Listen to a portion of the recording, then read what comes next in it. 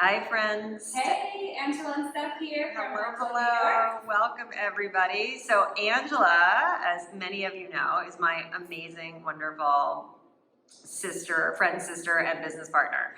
She's also a brilliant teacher, and one of Angela's secret superpowers is she can get us to find and feel and engage muscles in our body we had no idea we had. So I thought I would have her as our guest instructor today on this Yoga for Runners video, which is Angela's top tips for getting the glutes to activate. And how many times do people walk in the studio and say, my physical therapist, my orthopedist, my trainer said, my glutes aren't working? A lot. What does that mean exactly? Let's break that down before we go into your top tips for connecting your brain and your body through that gluteal line. Yeah, so for me, the idea of engaging our glutes is to get the glutes to fully contract and to fully extend. And so I think a lot of times people come in, they actually think they've got a tight ass. They're like, I actually over grip, I'm just like, my glutes, I use my glutes too much. I actually hear that a lot. I use my glutes too much. And gripping and engaging are two different things in this world. So what I'm going to do today in this video is show you some ways and some tips, doing poses that perhaps you're already used to doing, but just changing one little angle of the pelvis to see if you can get a little bit more gluteus maximus activation. Right? Because that glute max is part of the hip joint, but it's also part of our deep core canister. So you will need block or some object, a band, a circular resistance band. I'm using a light one because my legs are a little tired today. And I'd like for your knees, if your knees even like it. Okay. Can I get started, Steph? Absolutely. All right. And the other, before Ange gets started, remember that glute max has to work with the hamstring when we run to bring the leg back behind us. That's hip extension, right, Ange? Yes it is. Okay, take it away, Ange. Let's see tip number one. Tip number one. All right. Flute bridges. Something that is not unfamiliar to many of you watching this video right now. So I'm going to come onto my back, knees bent, feet flat on the floor, and I'm going to bring my heels back as close as I can. Now, I know I've got a lot of knee flexion and a lot of ankle dorsiflexion, but if you don't have that range, it's fine. Right? Put your feet somewhere as close to your knees or your hips as you can here. And then you're going to lift the pelvis off the floor. But what I want you to think about as you lift your pelvis off the floor, anchoring the feet down, do you scoop to lift? Right? Here's that place it's talking about in terms of tension in the gluteus maximus muscle. Right? This is not a bad thing. There's nothing wrong. Sometimes it feels really good to do a rolling version of this. But what I want you to think about when you're pressing the feet down is lining up your hip points with your pubic bone. So they're in the same plane. So if you can use your hands, you can put your hands on your pubic bone, on your hip points, or imagine a plate laying there right in the front of the pelvis, touching these 3 points. You're making a triangle of the pelvis here. And then lifting that plate straight up. So you don't want to dump anything onto your belly button or onto the rib cage. Nothing from the plate dumps onto your ribs. Exactly. Okay. And you press the feet down to lift the hips up. And now, as I lift my pelvis up, I'm feeling a broader engagement of the gluteus maximus muscle. It's not a clenching action that happens to get up, which also tends to overwork the quads in this position. If you're a quad dominant person, right, then you're going to figure out how you can get your glutes and your hamstrings to really balance out that quad engagement. Ange isn't moving very far off the floor. It's a tiny movement on that glute bridge, right, Ange? Yeah, you don't have to move very far. That's, I mean, if you got a more extension, you might get a little bit further, but you want to avoid that posterior tilt of the pelvis, right? You can do it in mid-air just as easily as you can do it on the ground. Okay, cool. That was great. That's tip number one. Where are we going next, Angela?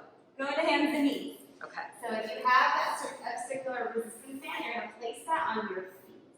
And if you need the blanket under your knees, you're going to place that under your knees. And you're going to come onto all fours. All right, now here's something that we're all very familiar with. And I know you're familiar with this since that's the good runners classes. Right, sliding the one leg back behind you for that hip extension. Now, remember, when we have that band, the band's job is to provide resistance. It's to pull the feet closer together or pull to the midline wherever you have that band. So when you shift that weight back, if you shift forward, you're going to Can you show that again, Angela? It's such an important point. Yeah, if when you take that leg back, right, you hit that resistance band, you actually end up sometimes shifting forward, which doesn't really do much for the glute, but does a lot of that hip flexor, low back, and abdominal wall. Not saying it's a wrong thing, but for this purpose, we want to get the glutes. So we got to make sure that when we start this action, that your pelvis is in line with the knee that's on the ground. Right? Another thing you're familiar with, you're going to lift that leg back behind you into the air. Yes, my right hip is in extension. My glute and hamstrings are working. Absolutely. But I actually want to work the left glute here a little bit more.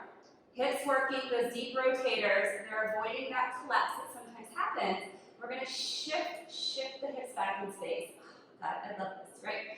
Now, as I shift my hips back in space, my hip joint is behind the knee joint. Is that true statement, Steph? It is indeed. Okay, good, because it feels like it. I am now putting an eccentric load on my gluteus maximus muscle. Which means I have to get out of that, sorry. Which means I am lengthening my gluteus maximus muscle while contracting it. It's a good thing. So it's going to help get that glute super, super strong. Let's get to the other side, sorry. So as you shift the hips back in space, right, again, remember, the job of the resistance band is to bring those feet closer together. Your job is to resist that. It's not called band closer together.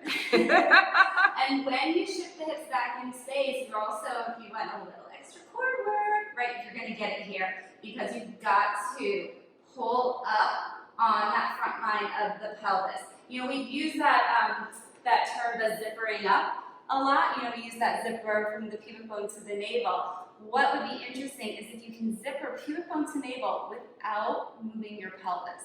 Right? Can you find Can you show that from the side? That was good. Show that from the side. That super subtle action of zippering the pubic bone to the navel. Beautiful. Yeah. Without tugging. So good. That was totally spontaneous food for thought for y'all. Okay, what's our last tip, Ange? The actual last tip. These are so helpful. Would you do these before you run to get your glutes to work, or after you run, or like during a strength sequence? What do you think? I would do them, actually I do them all the time. But I will defer to you. Steph, would you do them before you run or after you run? For an easy run, it's okay, because you are gonna feel your glutes in them. I think before an easy run, definitely I would skip them on a long run day or a run workout day, right? I would add them to your strength work day or before an easy run. Yeah, absolutely. And with any core work you're doing. For 100%. Okay, last tip. You gotta Standing. block. You gotta Stand up. All right, so last tip, I use the block and disclaimer. Proportions matter here. I don't have a lot of space between my rib cage and my hip point, so when I come into a chair squat pose. So you're long-limbed and short torsoed. Yes. Okay. And Stephanie is short-limbed and long torso. The opposite. So when I come into this pose, me putting the block on my middle of my thigh, my elbow, it's not a stretch for me. I don't have to flex my spine. None of that's happening. If you are a little bit on the longer torso side when you come into this position, you could grab a longer block, a bigger block. They do make bigger blocks. Or maybe try putting your hand against the block versus the elbow. Right? It's different. It's going to be different. It's not a bad thing. What I'm looking to do here when I come into this position is I'm kind of locking. It's on my right side. I'm locking my right side body into a shape and into a position so that it's really forcing me to work my left hip, my glutes, my hamstrings, my quads.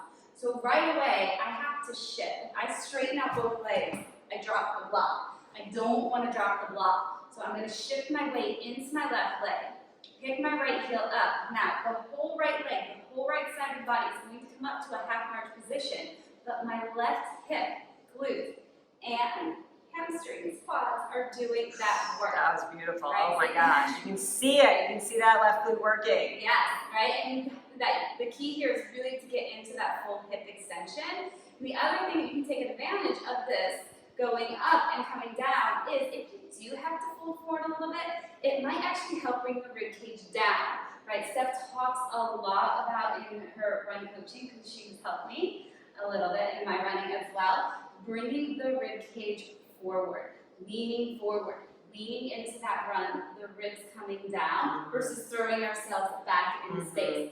So as you're rising up and down, right, you can push into that block, you're getting the hip extension while getting the ribs down.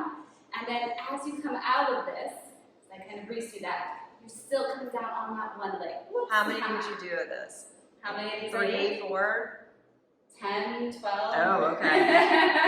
I do these until I'm like, oh, yeah, I'm sweating just a little. So you start, if you're new to this, like Yeah. 3, 4. 3 or 4 if you're new to this. You're used to Absolutely. our classes. I'd rather see 3 or 4 super slow control versus I'm up, I'm down, I'm up, I'm down. Got it. Yeah. Okay, cool. Absolutely. Angela, thank you so much for your top glute activation tips. Drop a comment below, let us know how it goes. Bye, friends. Thank you.